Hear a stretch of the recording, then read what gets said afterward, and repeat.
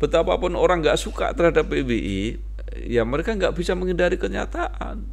Anggotanya paling banyak, struktur organisasinya paling lengkap, sampai ke daerah-daerah, kinerjanya makin bagus, dan sekarang pemerintah mempercayai PBI untuk kerjasama itu dilakukan dengan PBI, dengan Polri, dengan dan sebagainya itu ya. Jadi artinya apa? Artinya ketika terjadi dinamika euforia demokrasi itu PBI tetap aja ya kokoh di dalam apa namanya posisi dan fungsinya, jati dirinya.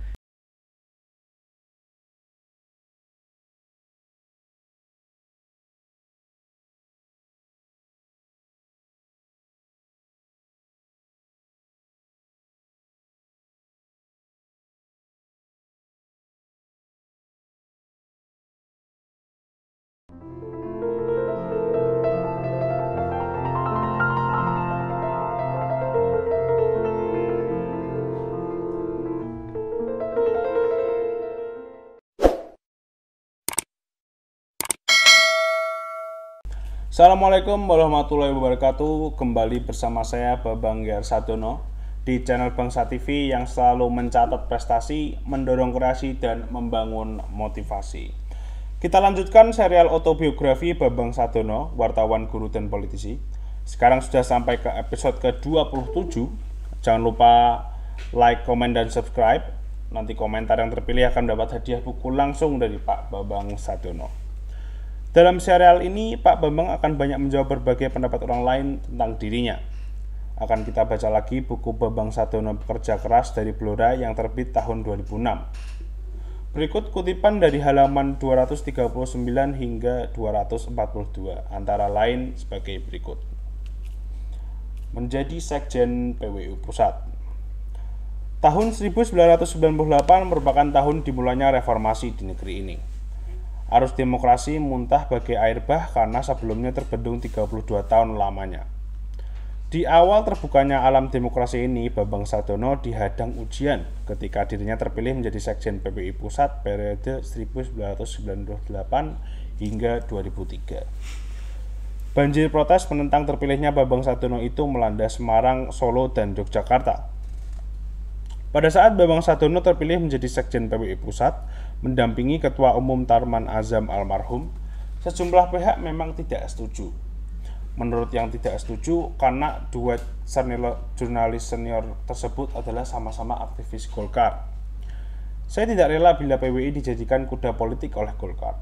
PWI harus independen, kalaupun harus berpihak, maka pilihannya jatuh pada rakyat, kata Nana Swarasama almarhum, salah seorang yang tidak setuju. Atas dasar itu, Nana bersama teman-teman wartawan lain yang menamakan dirinya wartawan reformis mencoba menggalang kekuatan untuk berunjuk rasa menentang kepengurusan PWI tersebut. Selain di Semarang, Nana beserta teman-temannya mengadakan aksi penolakan melalui sejumlah kegiatan, antara lain di Solo dan Yogyakarta.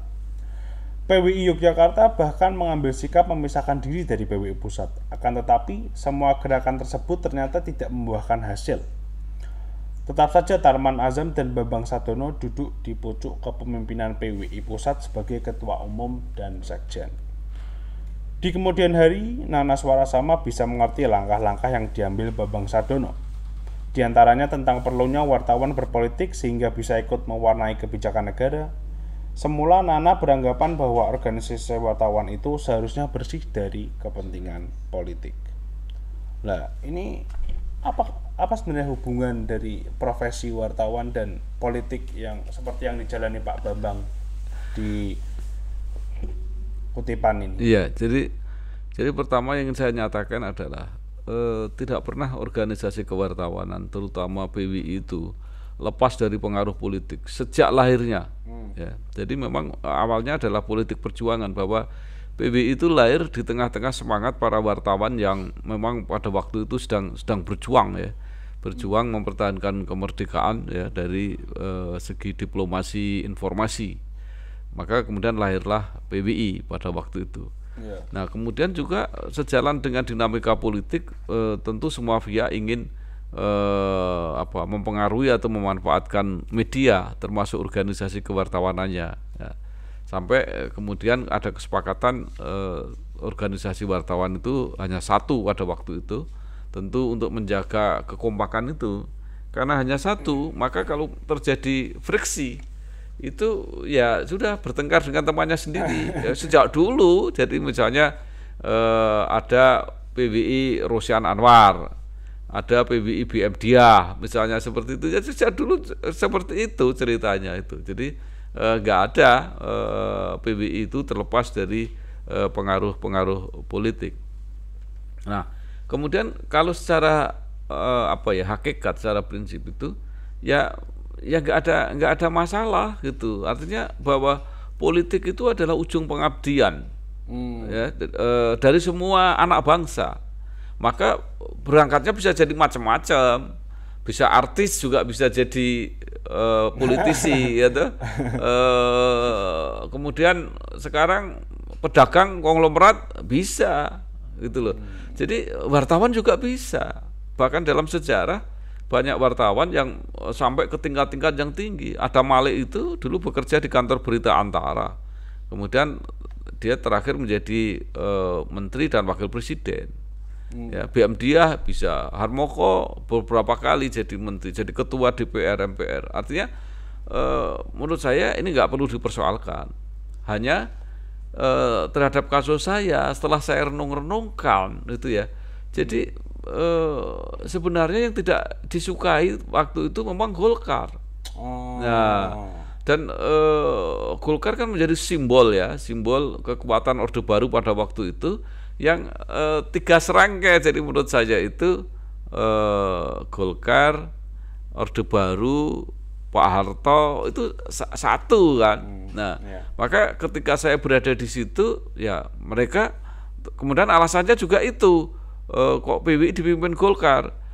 Ya nggak mungkin dipimpin yang lain karena kader-kader yang tersedia pada waktu itu ya memang itu gitu loh ya. Tarman waktu itu sudah jadi ketua DPRD, bukan ketua, anggota DPRD DKI. Saya anggota DPR RI ya. Nah sekarang pilihannya siapa? Ya nggak ada. Gitu loh. Ya artinya kalaupun ada ternyata dia tidak didukung. Jadi saya sambil bertanya-tanya waktu itu juga, ini sebenarnya inti persoalannya apa? Setelah saya cari-cari ternyata mereka tidak suka terhadap Golkar, kemudian curiga terhadap Golkar gitu. Tapi kan dalam episode yang lalu kan sudah saya ceritakan kenapa saya jadi Golkar ya. Saya background politiknya, saya keluarga nasionalis. Bapak saya aktivis PNI ya, mbah saya pengagumnya Bung Karno gitu ya. Tetapi proses politik pada waktu itu ya memang yang mewarnai sangat dominan itu Golkar, dan kemudian saya hadir di situ.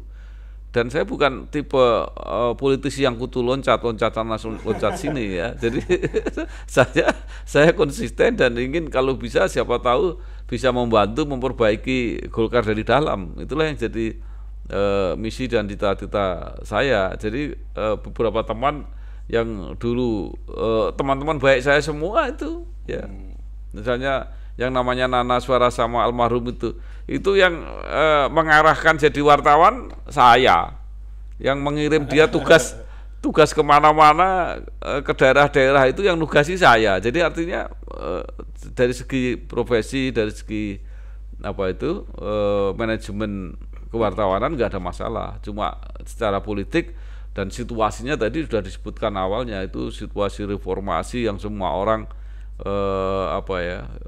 haru biru, melampiaskan emosi dan sebagainya. Saya memahami itu.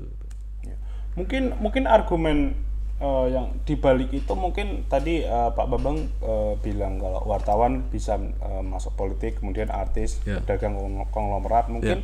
Kalau bisa mungkin bisa Pak, tapi apakah layak? Kemudian kalau yang tadi dipermasalahkan mengenai Golkar itu mungkin dilihat dari bagaimana itu berpotensi untuk berpotensi adanya keberpihakan seperti itu Pak. Kan dengan hubungan Pak Bambang sendiri dengan Golkar dikira akan mempengaruhi bagaimana keputusan nanti akan dibuat oleh PWI itu. Iya, jadi kan tetap aja begini. Yang namanya demokrasi pun itu kan yang mewarnai pasti yang besar. Iya. Ya, jadi misalnya kalau anggota PBI sebagian besar Golkar, kan pengaruhnya Golkar juga gitu. Jadi menurut saya yang penting itu aturan mainnya yang ditegakkan. Jadi menurut saya nggak ada organisasi yang sedemokratis PBI ketika pemilihan itu. Ya. Jadi nanti saya cerita. Saya dipilih menjadi ketua PBI Jawa Tengah itu vote. Ya. Lawan saya mitra saya sendiri di Suara Merdeka dulunya, Pak Sucipto. Yeah. Itu selisih suara berapa? Cuma puluhan aja, tidak banyak. Tetapi itulah demokrasi dan yang dipilih ternyata saya gitu loh. Iya. Saya lanjutkan, Pak. Okay. Menurut Sofyan Lubis, mantan Ketua Umum PWI Pusat periode 1993 hingga 1998 dan fungsionaris Partai Golkar, Bambang Sadono, didukung pers Jawa Tengah. Dukungan itu tampak saat Kongres PWI di Lampung tahun 1993. Pada kongres tersebut, Bambang Sadono dan rekan-rekan pers Jawa Tengah meminta Kongres PWI tahun 1998 bisa dilangsungkan di Jawa Tengah. Dan memang akhirnya Kongres PWI di Lampung menetapkan bahwa Kongres PWI berikutnya akan dilakukan di Jawa Tengah. Dalam Kongres PWI tahun 98 inilah Bambang Sadono terpilih sebagai Sekjen PWI Pusat. Di tengah banyaknya dukungan terhadap Bambang Sadono memang ada juga yang tidak mendukungnya. Ini tidak lepas dari pengaruh arus reformasi, kata Sofyan Lubis. Perubahan yang terjadi di mana kebebasan menjadi lebih terbuka, menurut Sofyan membuat orang berpikir untuk menentang elemen-elemen Orba. Kebetulan saja Bambang Sadono dekat dengan Golkar sehingga ada yang tidak senang, tetapi toh akhirnya Bambang tetap menjadi Sekjen PWI Pusat untuk periode 98 hingga 2003, tambah Sofyan Lubis. Nah, bagaimana bisa terpilih sebagai Sekjen di Kongres tahun 1998 tersebut, Pak? Jadi memang realitas pengaruh kekuatan di PBI seperti itu. Jadi yang ingin menjadi ketua PBI juga bersaing, yang ingin jadi sekjen juga bersaing kan, jadi berkompetisi ya. Nah, tetapi realitas dukungan di bawah permukaan maupun di atas permukaan nanti akan terlihat. Jadi ternyata yang tidak setuju ini yang ada di pinggir-pinggir kan. Jadi yang tidak punya otoritas untuk menentukan yang mereka itu. Nah, satu contoh begini misalnya. Menurut saya Kongres PWI 1998 di Semarang itu awal dari proses demokratisasi, apakah di organisasi, apakah di pemerintahan, itu dimulai di PWI. Ya. Itulah pertama kali vote secara terbuka diliput oleh televisi. Ya, yang mimpin sidangnya saya. Jadi vote-nya itu terbuka, pemilihannya itu terbuka, bisa disaksikan gitu. Yeah. Nah, jadi kalau sudah hasilnya seperti itu, ya mau diapakan? Ya, akhirnya Tarman terpilih, dia sebagai formatur. Nah, saya disepakati juga oleh sidang, saya jadi formatur. Ya, jadi mungkin melihat peran saya, melihat posisi saya di formatur, kan nggak mungkin kalau artinya gini. Kalau dibalik, kalau saya jadi sekjen kan ya normal aja. Wong saya ikut menentukan di situ. Kan saya ditawari dulu, Pak Bambang mau jadi apa? Nah, jadi menurut saya dari alasan-alasan yang demokratisasi, kepantasan, ya, saya pemimpin sidang pada waktu itu, saya formatur dan sebagainya. Sebenarnya ada alasan. Jadi kalau ada yang kecewa, ada yang itu, ya mungkin kekecewaan di tempat lain, kemudian ditumpukan saya. Nah, ada satu juga yang menarik, bahwa pada waktu itu saya baru keluar dari Suara Merdeka. Nah, bayangin ya, saya keluar dari Suara Merdeka. Orang bertanya-tanya, kalau begitu Pak Bambang itu wartawan mana? Gitu. Saya kan keluar mana? Saya pada waktu itu diangkat ya oleh tabloid namanya. Itu tabloid Wanita Indonesia atau apa gitu ya. Nah, itu medianya Mbak Tutut. Gitu loh. Jadi orang tafsirnya terus menjadi macam-macam. Jadi saya jadi sekjen itu di dalam posisi yang seperti itu kok masih bisa jadi sekjen gitu loh. Di PBI kan tidak dilihat orang berasal dari mana medianya, yang penting dia anggota PBI ya. Nah jadi itulah yang pada waktu itu mungkin tegang, mungkin situasinya nggak nyaman gitu ya. Tapi kalau dilihat sekarang gitu ya geli gitu ya.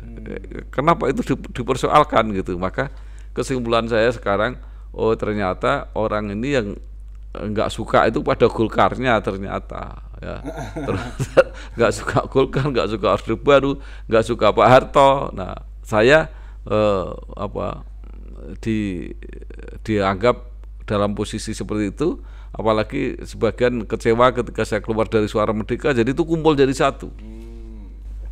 Iya. Saya lanjutkan, Pak. Iya.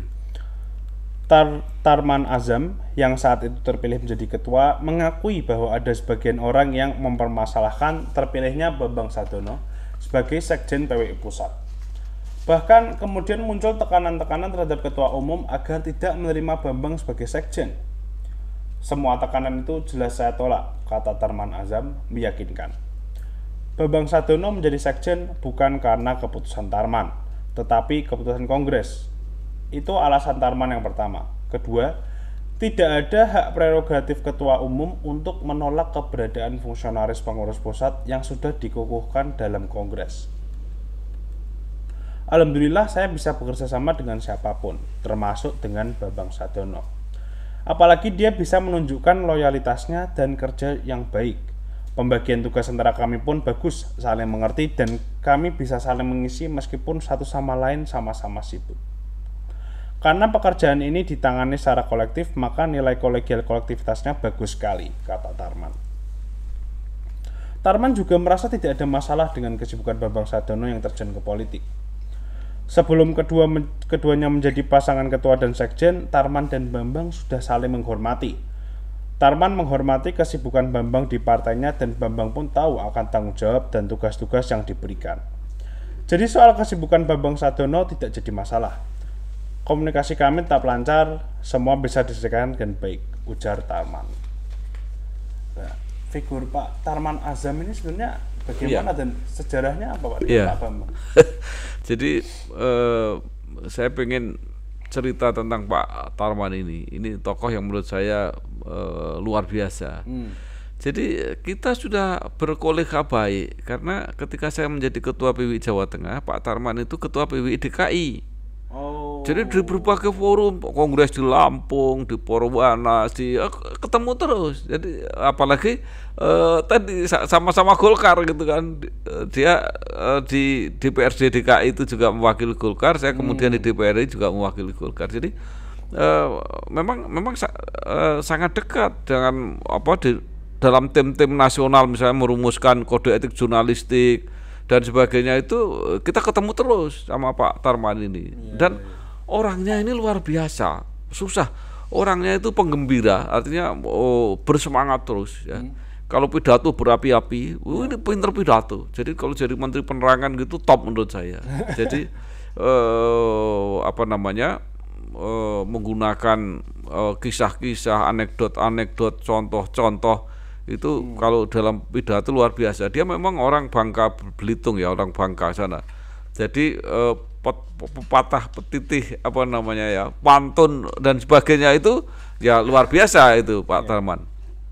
Yang lebih lagi dia bukan hanya suka tapi pintar menyanyi, ya, terutama lagu-lagu Melayu. Jadi Pak Tarman ini pesonanya luar biasa, orangnya gaul, bisa diterima di mana saja itu. Dan ketika menjadi ketua PWI itu dia berkeliling ke Indonesia, hampir tiap hari, tidak pernah tidak berjalan ke daerah. Sehingga kita sering berguru bahwa Pak Tarman itu hanya sering menukar kopernya di bandara. Ya, jadi ketika sampai bandara, kemudian diganti koper, dia pergi ke tempat lain. Nanti pulang ke bandara Jakarta, susuli koper lagi, pergi lagi di tempat lain. Nah, itulah figur Pak Tarman. Jadi pergaulannya luar biasa. Nah, karena itu kita saling mengerti. Saling mengerti. Jadi Pak Tarman tugasnya seperti itu. Nah, saya karena jadi anggota DPR, saya kadang-kadang sering lebih banyak di Jakarta. Dan posisi saya sekjen. Jadi saya harus bertanggung jawab terhadap organisasi, urusan kantor dan sebagainya, itu urusan saya. Padahal saya kan juga bukan orang yang terlalu senang duduk di balik meja, ya. Maka saya sering mengendalikan itu dari jauh, dari staf-staf itu. Sering saya telepon, sering kayak begitu. Itu saya mengendalikan organisasinya seperti itu. Ya. Selanjutkan, Pak. Ya. Bambang mengaku selalu menjaga keharmonisan dan kekompakan kerja dengan Tarman. Lebih-lebih tantangan di luar tubuh PWI waktu itu sangat berat, khususnya soal protes penolakan terhadap dirinya yang terjadi di Semarang, Solo, dan Jogja. Bambang meyakinkan Tarman bahwa pada saatnya nanti masalah diselesaikan dengan baik. Buktinya, Tarman bisa melihat sendiri bahwa sebelum masa jabatannya berakhir, persoalan itu sudah selesai. Hari Pers Nasional tahun 2001 bisa diselenggarakan di Solo dan Konferensi Kerja Nasional tahun 2002. Berikut pameran pers bisa dilaksanakan di Jogja. Dan Bambang Satriono tetap sebagai sekjen. Jadi itu tahun-tahun 2001-2002 itu lumayan susah ya, Pak. Jadi pada waktu itu kan reformasi ya, muncul kebebasan. Kita bikin undang-undang pers, semua orang boleh mendirikan organisasi pers. Banyak sekali organisasi media mungkin sampai saat ini. Tetapi bahkan ada yang namanya mirip PWI, namanya PWI Reformasi. Jadi memang luar biasa dinamikanya. Tapi sampai sekarang terbukti yang setelah ada Dewan Pers sudah mulai aktif juga karena menjalankan undang-undang pers itu secara profesional diukur, diseleksi yang pantas menjadi organisasi profesi kewartawanan itu tinggal PWI, AJI dan IJTI, lainnya nggak bisa lolos semua. Jadi betapapun orang nggak suka terhadap PWI, ya mereka nggak bisa menghindari kenyataan. Anggotanya paling banyak, struktur organisasinya paling lengkap, sampai ke daerah-daerah, kinerjanya makin bagus, dan sekarang pemerintah mempercayai PWI untuk kerjasama itu dilakukan dengan PWI, dengan Polri, dan sebagainya itu, ya. Jadi artinya apa? Artinya ketika terjadi dinamika euforia demokrasi itu PWI tetap aja ya kokoh di dalam posisi dan fungsinya, jati dirinya itu tetap di situ, dan kita selenggarakan kegiatan-kegiatan besar ya. Zaman Gus Dur jadi presiden, saya jadi ketua panitia Hari Pers di Solo. Gus Dur nggak bisa datang, yang hadir Bu Mega pada waktu itu. Kemudian kita membuat pameran besar sekali di Jogja ya. Artinya waktu saya jadi sekjen itu semacam itu. Nah, nanti ada cerita-cerita bagaimana PWI pada waktu itu mencari uang gitu. Nah, itu yang saya sangat tahu ya, bagaimana cara itu, karena begitu reformasi kan pemerintah nggak lagi memberi anggaran kepada PWI gitu ya. Jadi udah situasi politiknya begitu hiruk pikuk, posisi keuangannya agak susah ya. Tapi kan saya beruntung juga waktu itu ada Pak Akbar Tanjung, ada kemudian disusul Prof Muladi, akhirnya PWI mendapat bantuan, misalnya dapat mobil ya, 1 mobil itu untuk PWI, mobil Kijang itu. Itu keberuntungannya, kita dekat juga dengan beberapa tokoh itu kan. Nah. Ya, apalagi waktu itu saya lahir juga ya Pak, itu baru lahir. Kamu 2001 lahirnya. Iya, jadi itu suasana yang begitu kacau ya. Jadi orang meragukan PWI ya, orang memprotes saya. Tapi saya justru unik nanti keluar dari PWI itu karena saya sendiri yang keluar. Saya sendiri yang mengundurkan diri dari pengurus PWI. Ya, nanti ada cerita seperti itu. Ya. Kita lanjutkan, Pak. Ya. Bajar Khairuddin, bendaharawan PWI Pusat periode 98 hingga 2003 dan mantan Pemret Harian Bisnis Indonesia, mengaku mulai dekat dengan Bambang Sadono sejak dia menjadi pengurus PWI Pusat periode 98-2003. Sebelumnya dia hanya mengenal Bambang sebagai wakil dari PWI Jawa Tengah. Sepanjang yang dia kenal, Bambang orangnya supel, pandai bergaul, dan memiliki banyak relasi. Sebagai pemimpin redaksi Suara Karya, aktivis partai, dan sekjen PWI, mobilitas Bambang Sadono memang sangat tinggi. Tapi dia pandai membagi waktu. Dia juga memiliki stamina yang baik. Komentar Banjar tentang pribadi Bambang. Orang yang tidak memiliki stamina yang baik, menurutnya tentu tidak bisa aktif di berbagai kegiatan, seperti kegiatan kepartaian, kepemimpinan di koran, kepengurusan di PWI. Banjar melihat Bambang Sadono justru menikmati semua aktivitas di semua bidang-bidang itu. Jarang sekali, malahan saya hampir tidak pernah mendengar Bambang mengeluh sakit, padahal kegiatannya sehari-hari padat, kata Banjar. Menurutnya, tantangan bagi Bambang Sadono dalam merangkap jabatan adalah soal waktu dan prioritas. Soal alokasi waktu. Sebab kegiatan Bambang banyak sekali, disinilah dia harus bisa membuat skala prioritas. Mana yang harus didahulukan, saya rasa itulah yang menjadi tantangan tersendiri bagi dia, tutur Banjar. Nah, menurut Pak Bambang, penilaian Pak Banjar ini apakah ada benarnya? Ya, itu saya memang apa ya dilahirkan dan dibesarkan dalam situasi seperti itu. Jadi menjadi orang yang tadi tidak bisa terlalu tahan sebenarnya untuk duduk di balik meja itu. Jadi lebih suka ke sana kemari gitu. Maka ketika saya di Suara Karya, banyak wartawan yang heran karena saya terjun sendiri melakukan wawancara, menulis sendiri.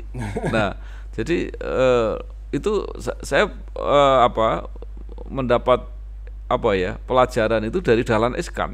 Dahlan Iskan itu kan sampai sekarang juga menulis sendiri terus. Iya. Jadi sampai sekarang saya menyimpulkan bahwa wartawan itu jangan hanya mencari berita, tapi wartawan harus membuat berita.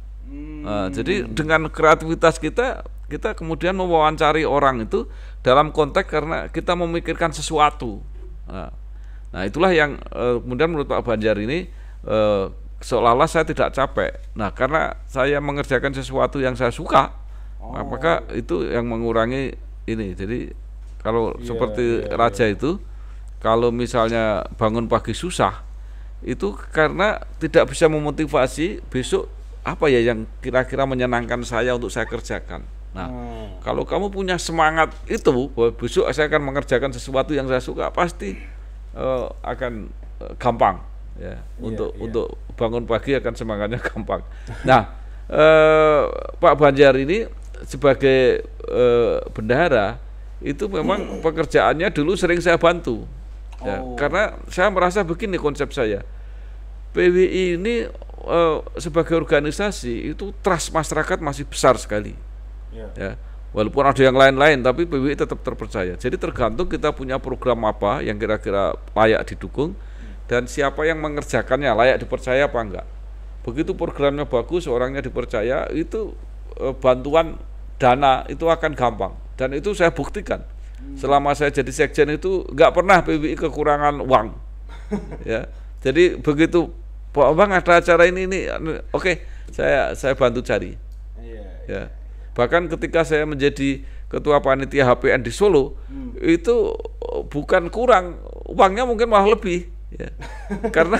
karena sudah ada penjamin. Jadi pada waktu itu kalau nggak salah Indofood kalau nggak salah, itu menyatakan udah Pak Bambang tenang aja, berapapun pengeluarannya nanti kekurangannya datang ke sini, nah, semua akan kita bantu. Nah, jadi artinya itu tadi programnya bagus. Orangnya terpercaya, ya di mana-mana begitu memang. Ya. Nah, maka ini pelajaran juga untuk Raja. Jangan wah cari duit susah, salah. Ya, berarti kalau susah itu programmu nggak bagus. Artinya nggak bagus itu bagi orang yang mau membantu itu menganggap ini nggak penting. Kalau kamu bisa yakinkan bahwa ini penting, kemudian sebagai pengelola, ini anaknya nggak bisa dipercaya gitu. Nah kalau pasti gitu. Nah, itu konsepnya mengelola organisasi. Lanjutkan Pak. Ya. Menurut Banjar, selama menjabat Sekjen PWI Pusat, Bambang Sadono banyak membantu bila PWI melakukan berbagai kegiatan. Tidak sekedar memberi arahan, tetapi Bambang Sadono juga ikut memikirkan segi pendanaannya. Dia bisa menciptakan kreasi-kreasi penyelenggaraan kegiatan di daerah-daerah. Dia pun punya tim iklan yang bisa mendatangkan dana. Pendeknya, karena dia punya relasi cukup banyak, maka dia sangat membantu sisi pendanaan bila PWI mengadakan kegiatan. Tandas Banjar. Untungnya, untuk PWI ternyata masih banyak kalangan swasta yang percaya membantu pendanaan kegiatannya. Bisa jadi hal itu karena profesionalisme yang ditunjukkan oleh pengurusnya. Salah satunya ya Bambang Sadono itu, sebagai pengurus PWI. Bambang memang bisa menunjukkan sikap profesionalnya, ungkap Banjar. Artinya pada masa lalu PWI akan terkesan dekat dengan penguasa. Nah, saat periode reformasi bergulir, PWI banyak diterpa badai. Kritikan datang bertubi-tubi. Jadi, kalau tidak pandai-pandai mengatasi problem organisasi, sulit bagi PWI untuk bisa bertahan. Duet Tarman Azam dan Bambang Sadono memang menghadapi masa-masa sulit sepanjang sejarah kepengurusan PWI. Dalam periode 98 hingga 2003, apabila jajaran pengurus PWI tidak kuat, organisasi ini bisa amburadul. Akan tetapi, ternyata akhirnya duet Tarman Bambang mampu mengatasi semua persoalan pada masa itu. Nah, kesan Pak Bambang menjadi Sekjen PWI dan pada masa sulit ini, dan kenapa kemudian kok akhirnya keluar? Ya, jadi itu adalah masa-masa persimpangan, ya, di persimpangan karir saya di partai politik, terutama di Golkar. Jadi artinya begini, setelah habis masa sekjen, ya, yang tentu saya sangat mendapat pelajaran yang besar berada di situ. Tentu semua cita-cita kan kita kalau naik harus jadi ketua umum. Iya. Ya. Nah, Pak Tarman masih pengen naik untuk jabatan yang kedua kalinya. Nah, saya itu punya tradisi bahwa saya tidak mau melawan orang yang pernah bekerja sama dengan saya atau dengan senior saya. Iya. Itu prinsip saya begitu. Jadi dimanapun saya berada, kalau saya jadi ketua sama sekretaris saya kompak. Kalau saya jadi sekretaris dengan ketua saya harus kompak. Mulai dari PWI Jawa Tengah, dari PWI Pusat, ketika saya memimpin Golkar Jawa Tengah itu nggak pernah ada cerita kok ketua sama sekretaris ribut, tuh nggak ada. Yeah. Kenapa? Karena saya punya prinsip, kalau ada ketua dan sekretaris ribut, orang tidak akan melihat mana yang salah mana yang benar, dua-duanya salah. Nah, maka saya berusaha jangan sampai kalau ada komposisi ketua dan sekretaris itu ribut, apapun yang terjadi. Nah, maka ketika Pak Tarman pengen nyalon lagi, saya langsung memutuskan bahwa kalau begitu saya harus cari jalan saya sendiri. Nah, karena PWI itu, pengurus PWI tidak boleh merangkap jadi pengurus partai, padahal saya waktu itu punya keinginan jadi ketua Golkar Jawa Tengah. Maka ketika saya jadi ketua Golkar Jawa Tengah, ya pilihan satu-satunya mundur dari PWI, dari pengurus PWI. Jadi saya mundur itu karena kemauan saya sendiri, dan itu risiko pengurus PWI tidak boleh merangkap jadi pimpinan partai. Kalau jadi anggota DPR boleh, tapi kalau pimpinan partai nggak boleh. Nah, maka saya mundur. Nah, itulah kisahnya. Saya mundur dengan keinginan saya sendiri, kesadaran saya sendiri, karena saya terpilih tahun 2004. Saya terpilih menjadi ketua Partai Golkar Jawa Tengah. Nggak bisa rangkap gitu, Pak. PWI punya aturan tidak boleh merangkap. Kalau jadi anggota DPR boleh, tapi jadi pimpinan partai nggak boleh. Itu. Tapi sepertinya malah pada saat masa sulit itu mulai berlalu, malah Pak Bambang malah keluar ya, Pak. Ya itu bisa menikmati masa-masa tenang. Iya, itu karena itu tadi, karena Pak Tarman pengen jabatan yang kedua. Nah, saya kan nggak mungkin melawan. Ya. Pernah suatu kali, ini menarik, diuji coba. Di kongres itu sebelumnya akan diberi jabatan wakil ketua umum. Itu sudah disepakati, diputuskan wakil ketua umum. Maka daerah-daerah itu sudah mulai usul, kalau ada jabatan wakil ketua umum, maka saya mengusulkan Bambang Sadono jadi wakil ketua umum. Nah, rupanya ada orang yang pengen jadi wakil ketua umum, kalau jabatan itu ada, itu pasti nggak jadi. Yang jadi saya. Nah, akhirnya disepakati udah wakil ketua umum nggak usah. Nah, jadi akhirnya saya cuma jadi salah seorang ketua. Kalau nggak salah waktu itu ketua pembelaan wartawan itu. Nah, karena itu semakin menguatkan saya bahwa saya harus berhenti. Saya harus memilih memimpin partai. Itu. Nah, apakah keputusan itu Bapak sesali? Oh enggak. Jadi orang memang harus memilih. Jadi ini kan coba lihat itu ya. Karir saya itu kan wartawan, politisi, guru, politisi kan. Nah, jadi kan 3 itu. Jadi ketika harus berhenti ya nggak apa-apa. Jadi wartawan tapi saya kemudian jadi politisi agak berkurang, saya jadi guru gitu. Jadi itu aja. Iya. Gitu. Oke. Terima kasih Pak Bambang. Nggih. Apakah ada yang mau disampaikan lagi mengenai Ya, sekali lagi itu ini pengalaman ya. Mungkin cara saya mengungkapkan mungkin terserah penilaiannya. Kalau nggak suka ya minta maaf. Tetapi ambil aja apa yang mungkin bisa diambil gitu ya. Ya, itulah akhir dari episode ke-27 ini dari serial dengan Pak Bambang Sadono. Jangan lupa like, komen, dan subscribe. Nanti ada 1 komentar yang terpilih untuk dihadiahi buku langsung dari Pak Bambang Sadono. Ditunggu episode-episode selanjutnya. Tetap di Bangsa TV. Terima kasih.